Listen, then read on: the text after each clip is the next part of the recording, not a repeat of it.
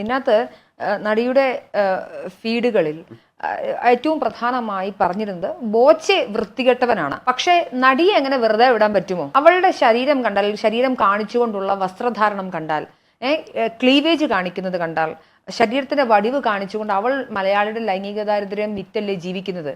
പിന്നെ അവളെക്കുറിച്ച് പറഞ്ഞാൽ എന്താണ് തെറ്റ് എന്ന് ചോദിക്കുന്ന ഒരു വലിയ വിഭാഗം ആ സമയത്ത് തന്നെ ഉണ്ടായിരുന്നു. ഇന്ത്യൻ ഭരണഘടനയിൽ ഒരു നഗ്നത അല്ലെങ്കിൽ നമ്മുടെ നിയമത്തിന്റെ പരിധിയിൽ ന്യൂഡിറ്റി നമ്മൾ പൊതുസമൂഹങ്ങളിൽ പൊതു സ്ഥലങ്ങളിൽ അനുവദിക്കുന്നില്ല. ഇന്ത്യൻ ഭരണഘടനയോ ഇന്ത്യൻ നീതിന്യായ വ്യവസ്ഥയോ അനുശാസിക്കാത്ത ഒരു വസ്ത്രവും ആ നടി ധരിച്ചിരുന്നില്ല. നമ്മുടെ കണ്ണുകളിലാണ് പ്രശ്നം. നമ്മുടെ കണ്ണുകളിലാണ് ആ നടിയെ കാണുമ്പോൾ കാമച്ചൊവയോടുകൂടി അല്ലെങ്കിൽ ഈ പറഞ്ഞ രീതിയിൽ സംസാരിക്കാനും വൾഗറായി ചിത്രീകരിക്കാനും നമുക്ക് തോന്നുന്നത്. അത് നമ്മുടെ മൊറാലിറ്റി, ഞങ്ങളുടെ കേരള സംസ്കാരം, ഞങ്ങളുടെ ഇന്ത്യൻ സംസ്കാരം ഇതിനെ അനുവദിക്കുന്നില്ല എന്ന് പറഞ്ഞ് നടിയെ ആക്രമിക്കുന്ന ഒരു വലിയ സമൂഹത്തെ കണ്ടു. എനിക്കിതിൽ ഏറ്റവും ഒരു എന്താ പറയുക, വനിതാ മാധ്യമ പ്രവർത്തക എന്ന നിലയിൽ എന്റെ ഭയങ്കര സന്തോഷം എന്തെന്നാൽ ഇങ്ങനൊരു വിഷയത്തിൽ ഈ നടിയെടുത്ത ഇനീഷ്യേഷൻ ഉണ്ട്. അതായത് നമ്മളെ ആർക്കും എന്തും പറയാം, അത് ഫേക്ക് അക്കൗണ്ടുകളിൽ കൂടി എന്തു തോന്നിയവാസവും വിളിച്ചു പറയാം എന്ന് പറയുന്ന ഒരു സിസ്റ്റം അല്ലെങ്കിൽ ഒരു എസ്റ്റാബ്ലിഷ്മെന്റ് ഇവിടെ ഉണ്ടായിരുന്നു.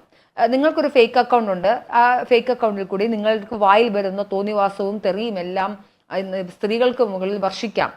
നിങ്ങളുടെ ലൈംഗിക ദാരിദ്ര്യവും ലൈംഗിക ചുവയുള്ള ഭാഷയും ഒക്കെ അവിടെ വന്ന് ഛർദ്ദിക്കാമെന്ന് വിചാരിച്ചിരുന്ന ഒരു സമൂഹത്തിന് മുന്നിൽ ഫേക്ക് അക്കൗണ്ട് ആണെങ്കിലും പൂട്ടിക്കും എന്ന് പറഞ്ഞ് നിരവധി ആളുകൾക്കെതിരെ ആ സമയത്ത് കേസുകൾ എടുത്തിരുന്നു. അതായത് കേരള പോലീസും, എനിക്ക് ഉറപ്പാണ്, അന്നത്തെ മുഖ്യമന്ത്രി പിണറായി വിജയനെ നടി വിളിക്കുന്നുണ്ട്.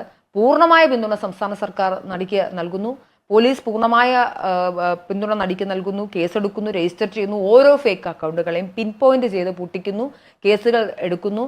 ഈ ബോബി ചെമ്മണ്ണൂർ എന്ന് പറഞ്ഞ സാമൂഹിക വിരുദ്ധൻ, ഞാൻ അങ്ങനെയാണ് പറഞ്ഞത്, സാമൂഹിക വിരുദ്ധനെ കാര്യം ഞാൻ അങ്ങനെ പറയാൻ ഒരു കാരണം കൊണ്ട്, ബോബി ചെമ്മണ്ണൂർ ഒരു പെൺകുട്ടിയോട്, വളരെ ചെറിയൊരു പെൺകുട്ടിയോട് നടത്തിയ പരാമർശങ്ങളൊക്കെ ഇതിനെ കണ്ട് കൈയടിക്കുന്ന ഒരു പൊതുസമൂഹത്തിന് കിട്ടിയ കർണത്തടിയാണ് സത്യത്തിൽ ബോച്ചയുടെ ജയിൽവാസം ഉൾപ്പെടെയുള്ള കാര്യം. അതുകൊണ്ട് ഈ നടിയോട് എനിക്ക് വളരെയധികം റെസ്പെക്റ്റ് ഉണ്ട് എന്നാണ് ഈ അവസരത്തിലുണ്ട്. മാത്രമല്ല, നടി ആദ്യഘട്ടത്തിൽ പേര് പറഞ്ഞിരുന്നില്ല, പക്ഷെ പിന്നെയും പുറകെ നടന്ന് ശല്യപ്പെടുത്തുന്ന, അതായത് സ്റ്റോക്ക് ചെയ്യുക എന്ന് പറയുന്നത് ഒരു ഫാഷനാക്കി മാറ്റിയ ഒരു രീതിയിലായിരുന്നു ആ സമയത്ത്.